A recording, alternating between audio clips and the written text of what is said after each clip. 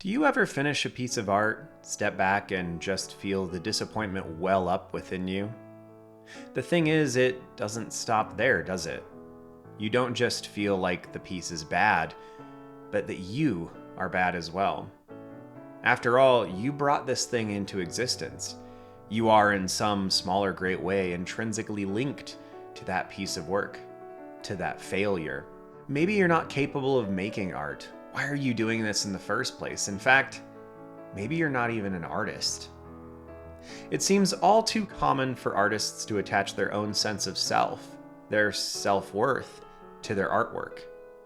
Sometimes this fluctuates like the ocean, each piece reestablishing a positive feeling or plunging you into the depths of despair with your most recent failure. Having a healthy relationship with art requires that you separate your self-worth, your value as a human being, from that of your work. Let's dive in. First of all, what do I mean here? As humans, we tend to attribute, in large or small part, what we do with our lives to our worth as a person. While this is normal, it is not altogether helpful and beneficial, as it makes our individual worth predicated upon something else, something we cannot always control. For artists specifically, this can be much more difficult, as the twisting and whirling emotions that swim in our heads can tell us various truths not bound to factual reality. We can finish a piece, feel good about it, and therefore ourselves, and then look at it a week later, hate it, and therefore lose that beneficial sense of self we gained from the prior viewing. This is a tempestuous way to live, especially as artists who tend to be more empathetic and emotional creatures, though this is a tendency and not a rule. So, the discussion in this episode will primarily be based on how to prevent this linkage from happening, or how to manage it if you cannot separate the two. I have to be honest, this is not a struggle that I personally suffer from. I am a very unemotional person by nature who has put in loads of time in the last 2 decades to feel more, to empathize more. However, I do have a good perspective on this, particularly from working with high school and young adult artists for 11 years, and still into the present day as well. In that time, these issues were not only common, but they were common enough that I simply assumed they existed in all of my advanced artists, and was pleasantly surprised when it wasn't the case. So that all said, let's start talking about how to detach your personal value as a human being from your art, from the things that you produce. First of all, I'd like to start with some strategies that are not specifically artistic in nature. Make sure that you have something in your life besides your art. This is, of course, a good strategy with most things. Gaining perspective by remembering and understanding that there's more to life than just the one thing that devours so much of your focus is really good for us as humans. There's a couple aspects to this one in particular, though, and I want to start with one that I think is a little bit interesting and unique, and that's the fact that because art is a craft and a skill that leads you to produce things, it can be specifically beneficial to have another outlet for producing things. So, if you are a painter or a drawer, obviously it's beneficial to have things outside of just those in your life. But I think it's even more important to have something else that is productive. So maybe you write, maybe it's just journaling, maybe you write poetry, maybe you devour books. You read them and they enrich your life and they just make you feel better as a human being. Maybe you cook, maybe you're a baker. All of these produce a thing. They tickle that same part of your brain as an artist that needs to be bringing things into the world. Having some diversity in the things that you produce, in the things that you put your time into over the week, can help to even you out, can help to alleviate some of the pressure that you might feel from your art. After all, if you're only producing a single kind of thing, it's easy to really just emotionally imbibe of that thing. So if your most recent painting fails, at that point, it's not really unreasonable to feel like a failure as a painter. And we will talk about that, and it's a good thing to work through those feelings in and of themselves. But if you're also a cook a baker, a writer, it's going to be a little bit more difficult for you to feel like a failure as a human being because your most recent painting simply didn't go well. Because maybe you'll put that painting down and you'll go journal about it. Maybe you'll go write your fantasy or science fiction novel instead, and that session will probably go a little bit better than your painting session did. Maybe you'll just run up to the kitchen and make yourself some awesome eggs and feel good about that. But we as artists are often so geared toward producing things, bringing things into existence, that if something doesn't go right with your art, it can often be really good and really beneficial to dive into something else that still produces. Following this up, it's good to just have things outside of your artistic life in general. This could be any myriad of hobbies. I am a poster child for this. I have so many things that I want to do. Most of them are artistic and productive in nature, but I am one of those people who can just take on a new hobby at the drop of a hat and fall in love with it. I love lore. I listen to and read tons of lore on different video games and science fiction and fantasy series. I'm currently rereading The Lord of the Rings for the third time and listening to it slowly and enjoying all the songs and the crazy long descriptions of things. I really enjoy cooking. I like getting outside, though I sometimes forget that I like that, but the cold, especially this time of year, is really good for my soul. Just that subtle pain as you breathe in, sub-freezing air and it stings your nostrils a little bit. That's a good sensation. It reminds me that I'm human and that there is a lot happening in my world outside of my art. My drawings don't always go well, and so having a wide breadth of things in my life can be really beneficial. I've got a couple people that I'm also thinking about as well. One who's a professional chef, a couple others who are working towards becoming professional artists, and all of them have at least one other major thing in their life. Some of them, in fact, a couple of them, it's sports. They play in adult leagues, and you get to build community there. It's physically different, and it's just a good thing outside of your art. So I would encourage you, if you struggle with this, or maybe just if you don't, but you are trying to take good care of yourself and make sure this doesn't become an issue in the future, I would encourage you to make sure that your life is expanded, that you have things outside of just your art.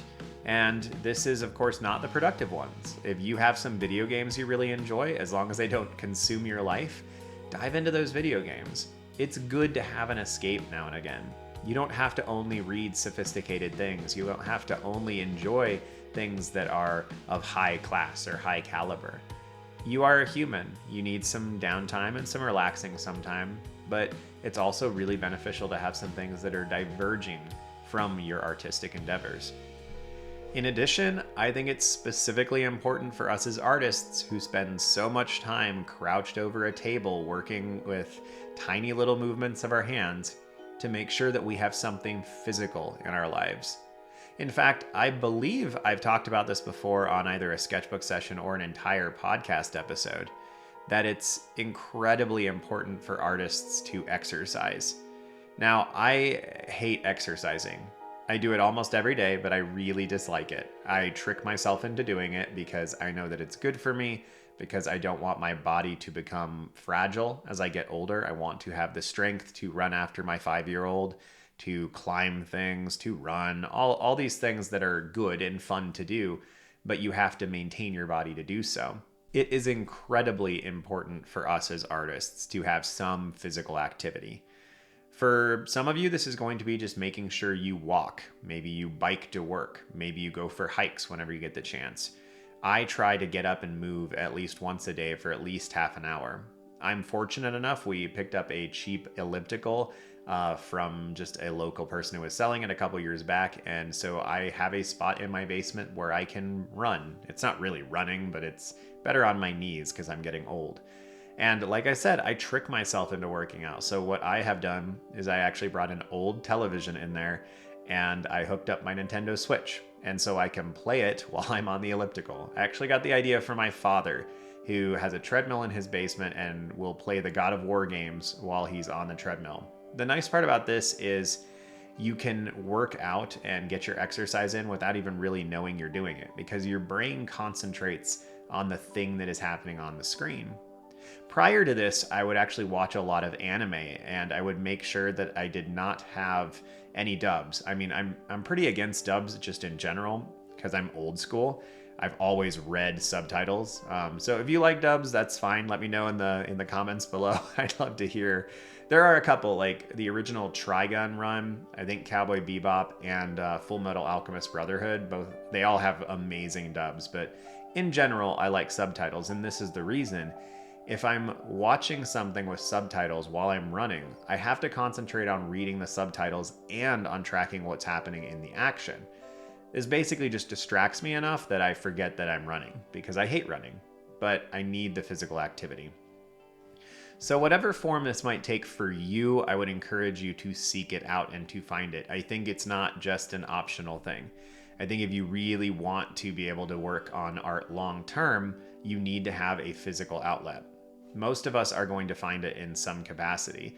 And it is going to be more difficult in some scenarios. There are obviously artists who have disabilities, and this is going to take on a slightly different angle. And if that's you, you know yourself well. You're smart, and I'm sure you can figure out a way to take care of your body and simultaneously be an artist.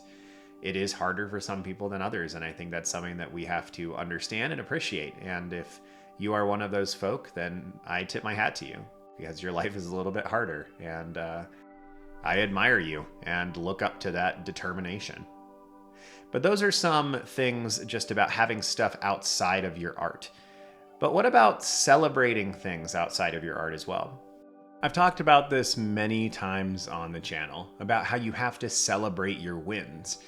It's a good thing to do to anchor yourself to the feeling of success in the moment. But here specifically, I want to look at it from the outside, from the non-artistic aspects of your life. This is again a way to root your self-worth, at the very least, to diversify it so that it's not coming from a singular thing, which can be really damaging.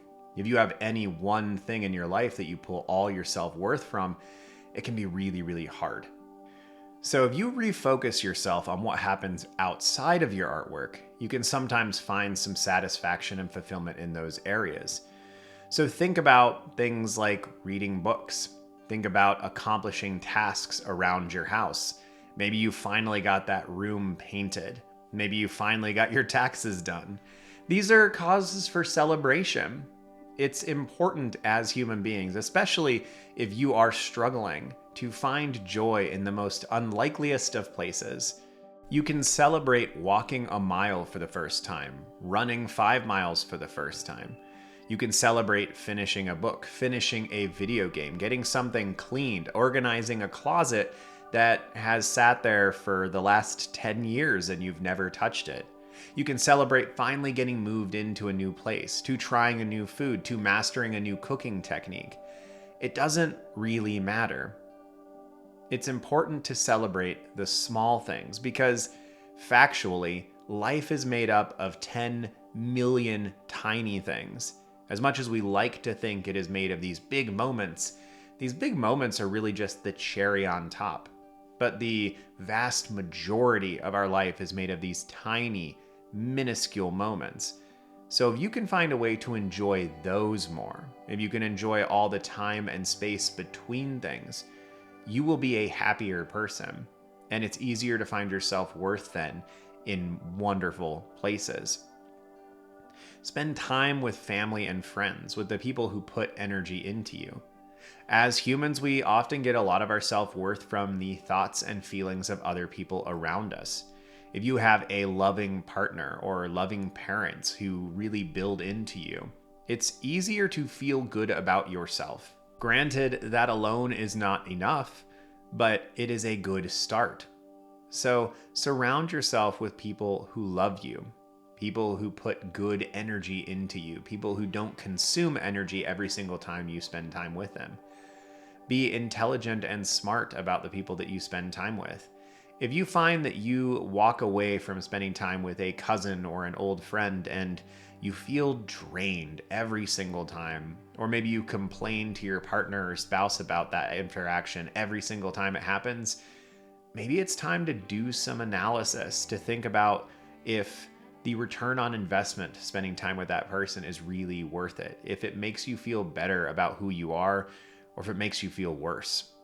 So I would encourage you to spend time with humans, with those who put energy into you and make your life better, those that make you feel proud to be the person you are, those that make you proud to be their friend. Spend time with those people and cultivate those relationships. If you are an introvert like me, which is likely the case because so many artists are, don't feel the pressure to have a dozen friends. You don't need that. Each of us are very, very different in how many friends we need and we can maintain at any given time. For me, it's usually about 5 to 7 people. That's about the most that I can actively maintain. Now, I will constantly have a large group of acquaintances or non-real close friends, however you want to look at that. But I think of my close friends as the people I touch base with every single week, in some cases every day. These are people that I can go to and not stress or worry about how I'm interacting. I know that if I mess up something, if I say something unkind or simply hasty, that there's forgiveness there, which dismantles so much of the stress in that interaction that I just get to be a human being. Now, I have a large group beyond that, but of close friends, I don't have that many, and that's fine. It becomes stressful for me when I go past that point and I have to try to manage all these other relationships. Now, you might be significantly different from me. You might only be able to maintain 2 or 3 at a time. You might be able to maintain 15 or 20 at a time. But you just need to be aware that you shouldn't feel the pressure to do what isn't natural for you. If your whole family is a bunch of extroverts and you are the lone artistic introvert, they will not understand you. They will not get it. Don't expect them to get it. Don't try to put too much energy into helping them get it because they simply won't. And that's okay.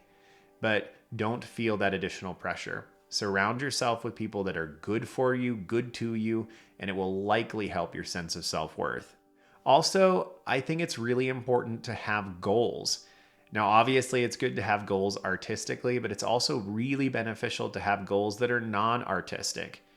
I've mentioned a lot of things in the last couple sections, so I won't spend too much time here. But for me, sometimes that's getting to a certain level of fitness, being able to do something I haven't done before. We've got a climbing wall at our local gym, and I like to be able to climb all the way to the ceiling, but it requires a certain amount of upper body strength on certain points of the climb. So it's a goal of mine to be able to get my upper body strength back to where I can do that. Sometimes it's to do things dietarily. You're stepping away from a food or you're trying to engage in new foods.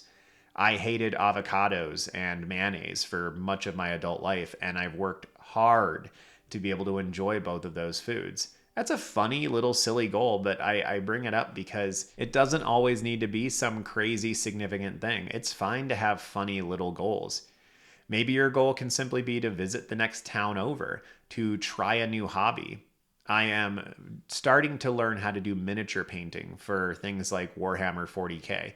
I'm not particularly interested in playing the game, but it's a different form of art where you're painting a model that's already been built, and it's got so much less stress than drawing or painting in the way that I do most of the time. So my goal is going to be, pretty loose for the time being with that, but it's just to get good at painting those things. And the nice part is that there's so many small models that the goal can be finish 2 of these, 5 of these, 10 of these. And I've really enjoyed it. As I mentioned earlier, I'm making my way back through the Lord of the Rings, and I will have that goal and feel that sense of accomplishment when I finish it. And then hopefully I'll finally dive into the Silmarillion and actually read it in full. It's important to have goals, obviously, for your artistic endeavors, but it's also incredibly important to have goals that are outside of that. These will help anchor you in different ways. They will basically just spread out the weight that you are going to feel. After all of this is about trying to make sure that your self-worth pretty much is not tied to a single thing. If your self-worth is diversified, if it's tied to your art, to how well of a house you keep, to how well of a parent you are, to how well of a spouse you are, to how successful you are at reading and writing, that is going to provide a much bigger safety net to catch you if something starts to fall. Lastly, here in the non-artistic things, but this one is actually starting to bridge over, is don't rely on art to make you whole. So yeah, this one actually will be a nice kind of bridge into the secondary components here that are artistic in nature. But I think this is a nice thing to talk about and a little bit strange. Obviously, for some artists, the artistic aspects of your life are the ones that are the biggest driving force.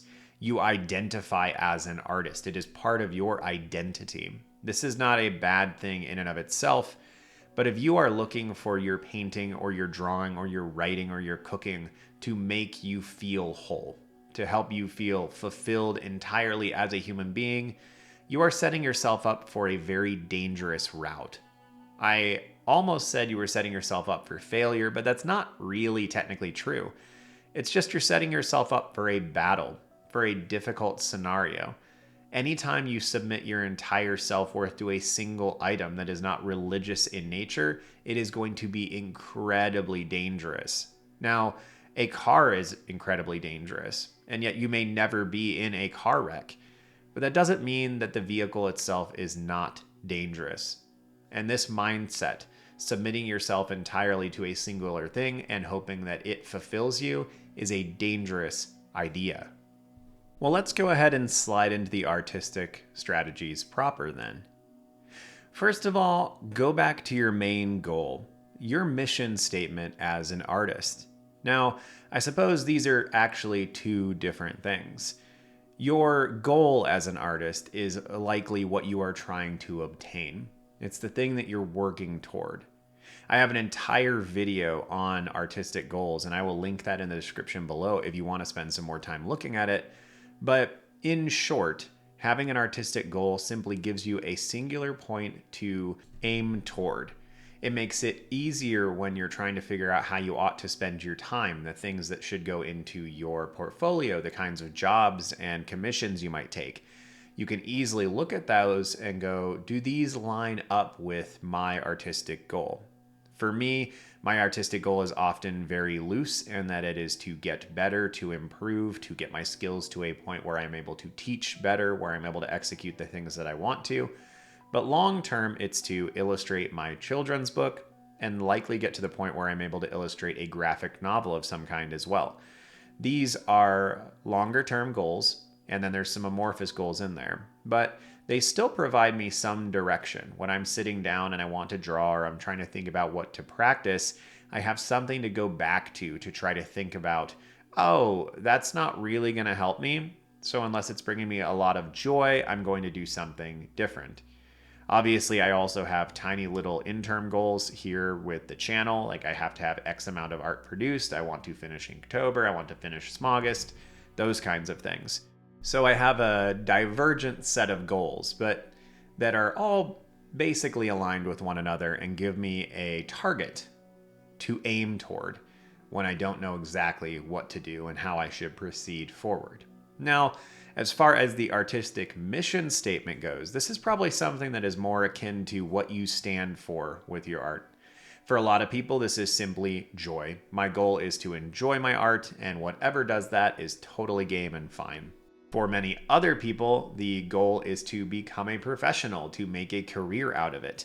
And that could either be a goal or a mission statement, depending on how you're looking at it. But both of these things in tandem are going to help you find a little bit more purpose in your artwork.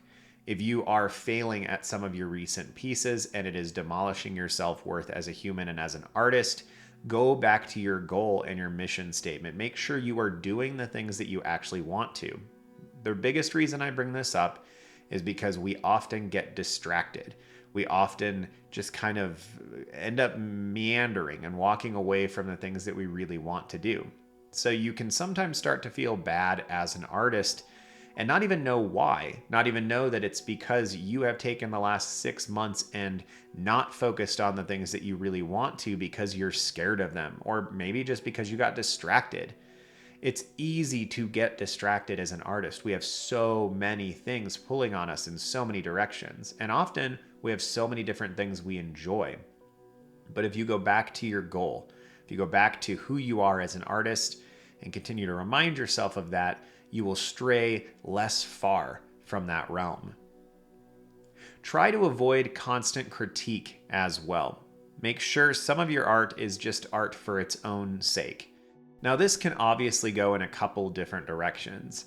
I think primarily I'm focusing on self-critique, but the other is also true as well.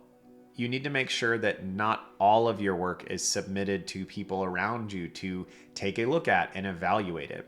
But primarily, I want to focus on self-critique.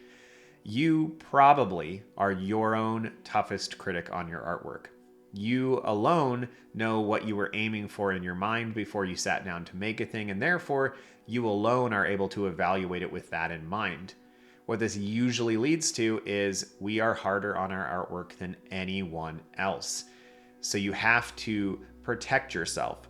I talk frequently about being gracious with yourself, being kind to yourself. Those things are good and should be done. But if you can find a way to just register some of your artwork in your mind as being doodles only, these are not to be evaluated. I don't care what happens with these.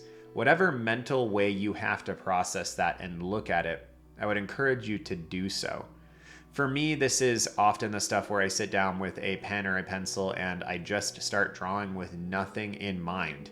And because I have nothing in mind, I don't have any pressure on me to accomplish a particular thing. However this looks for you, I would encourage you to do that though, to make sure some of your art is always done just for the sake of making art. This will alleviate some of that pressure, and it will give you some joy, hopefully, from at least one aspect of your art, even if the other sides are difficult and they're pulling at you and they're making you feel like a failure. It's hard to fail at a fun drawing that you sat down to make in the 15 minutes before you head to work in the morning because the goal of it is just to have fun. I guess you could call yourself a failure or the artwork a failure if you didn't actually have fun with it, but that just seems like it's so tremendously missing the point. When you have successful pieces, document it. Don't just assume that you will remember in the future. I would encourage you to actually open a note on your computer, in Google Docs, or on your phone, and write down, this is the date, I did this piece, I felt really good about it for these reasons. Now, you might look back at that in 6 months and go, I was foolish, I should not have felt good about it. But basically tell your present day self to just be quiet, because the version of you that is looking back on that artwork has continued to grow and evolve. You're not the same artist. When I look back at the artwork I did in middle school, it looks atrocious, and yet I know emotionally some of those pieces filled me with joy when I made them. Well, I was 13. I was not the artist I am now at 37. But I can't deprive that 13-year-old version of myself from the success that I felt. That's just not rational. So when you have a successful piece, document it. Write it down somewhere. Maybe photograph it. And the nice part about this too is as you continue to grow as an artist, as your art progresses and becomes better, it's actually really profoundly satisfying to look back on a good piece from the past and go, wow, my work is so much better than that now. That shouldn't diminish that past piece, but it should give you a sense of joy in how you're progressing and growing. Try to shift your mindset more towards progress and away from goals. This is, of course, a very trite thing to say, focus on the journey, not the destination. But I find the older I get, the more wisdom there is in this advice. And it's because you can't really depend on a goal to be met. Let me unpack that for a second.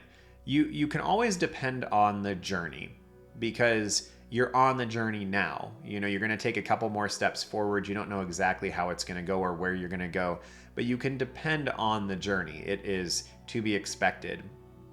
But you can't always depend on the destination. Sometimes the destination changes. Sometimes it was irrational and you didn't know it. Sometimes the goals that you set for yourself were never going to be obtained. Or maybe something terrible happens in your life and it changes you and moves you in a different direction. If you are able to focus on the journey primarily, then that's the one thing you can count on. And it keeps your expectations in a rational place. Expectations are predominantly responsible for our disappointments.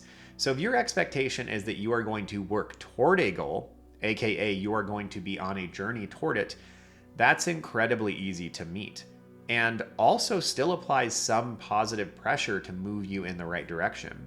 But if you are entirely goal focused, you might find that when you miss a goal, inevitably, because you will, because you're human, it can be really easy to just go, well, I've screwed up, it's not worth it anymore, I'm done. It happens to so many artists. If you think about how many people have actually written a book or written their comic book or finished a large-scale oil painting, the numbers are very, very small because a lot of people start to fail somewhere along that way and they just give up. In fact, I would wager that I have given up on far more artistic pieces than I've ever completed. And I would wager that you are probably similar, though hopefully not quite as extreme as I am. So yes, this is trite advice, but I think it's also really apt advice. It's important. Try to focus more on the journey than you do on the destination. Focus more on progress, the progress that you're trying to obtain and that you are obtaining as an artist. Still focus on the goals. Goals are super important, but it's like most things in life, like Aristotle said, right? We need to go for the mean between the two ends. And that mean is focusing about halfway on your progress and about halfway on your goals. Next, and perhaps most importantly here, fight perfectionism with all the intensity you can manage. There are a lot of reasons to avoid perfectionism. In fact, enough that I've actually done an entire episode just based on that thing alone. In this particular case, though, it's the natural sense of self-worth diminishment that comes along with perfectionism that we need to hone in on. That is the problem, and that is why you want to avoid perfectionism. So think about it this way. When you try to make perfect things, if you achieve your goal, you don't necessarily feel success, just the completing of the task. You accomplished your goal, now you get to move on. But if you fall short, you failed. You created a situation where failure was 99% guaranteed to occur. Because what even is a perfect piece of art? One that accomplishes its goal perfectly? One that looks exactly like the subject? One with no errors? That's the primary issue with perfectionism. It's incredibly hard to define what perfect is when it comes to art. So fight perfectionistic tendencies like they threaten your life, because they do. Not your physical life, perhaps, but the part of your soul that thrives as an artist can be consumed whole by the demon of perfection. On the heels of that, fail on purpose. Set yourself up with opportunities to fail, where the situation is bizarre, weird, artificially constructed for you to make ugly things, if pretty is your normal. Do something far enough outside of your normal that you naturally are going to make something strange, new, and interesting. So the bullet point for this perhaps sounds a little bombastic. Fail on purpose. But it's more subtle than that. It's allowing yourself, or perhaps even forcing yourself into situations that are not your normal so you can experiment. Because if you only make portraits, let's say, then you are going to become much more proficient at making them. If you dive into landscapes, those landscapes are going to feel very strange and awkward at first. You are going to likely fail at your first couple renditions of them. As you learn more skills, though, you're going to become better at a second thing, and then your skill set is diversified. And often, your joy is diversified. Not to mention the fact that generally any additional thing that you focus on as an artistic interest is going to aid whatever your standard thing is. The more that I focus on drawing landscapes, the better my compositions get for my ink pieces. The more I work on oil painting, the more dedicated I become to making sure every mark counts, even when there's 100,000 of them that go into a drawing like the one you're watching take place in the background here. Diversify what you're doing. Work on different things. Set yourself up with opportunities to draw ugly drawings, to make things that are weird or strange or even just difficult to evaluate. Give yourself the permission to make ugly things, the permission to fail. The last thing that I want to mention here is community. And I actually talked about this a little bit earlier from the outside of the artistic community. Make sure that you have good people in your life who put good energy into you. But also, make sure that you have an artistic community of some kind. Because again, we are so critical of our own work that it's really, really hard to take the advice or the critique of other people seriously when they're kinder than we are. But if you are getting feedback from and encouragement from other artists, it's often much easier to actually take that to heart because there is some intrinsic link that we have to them. They understand this more than our parents likely do or our partners likely do. They struggle with the same things. So I would encourage you, if you have any capacity to do so, find an artistic community. They will pour good things into you. You will improve. You will get the chance to see other people's work. You will learn from them. But more than that, you'll have a bolstering to your self-esteem as an artist because you'll be getting feedback that you can trust in, feedback that you can believe in. We have a Discord community attached to this channel. If you want to check that out, it's going to be in the description down below. I would encourage you to take a look. It's a pretty small community, which is nice for a lot of people who are just getting into something like this. If you have the opportunity to form a local community at your, in your town or at your school or in your place of work, I would encourage you to do that as well. It's good to have those diversified, and it's hard to beat time with people, physically having them there in the same space as you. But fortunately, one of the boons of the internet is that we have access to so many people around the world. So we do have some substitutes now, which is a lovely thing. Well, this has been probably a little bit of a difficult episode. Self-worth is a difficult thing, and there are so many influences that affect us. In this episode, I just wanted to try to pull apart some of the surface of self-worth as an artist. It's really easy to beat ourselves to a pulp and to think that we are worthless, that we are terrible artists, and then let that overflow into the rest of our lives where we believe that we are not good people, that we are worthless people because we don't produce good art. So I hope that I've just allowed for a little bit of dissection today.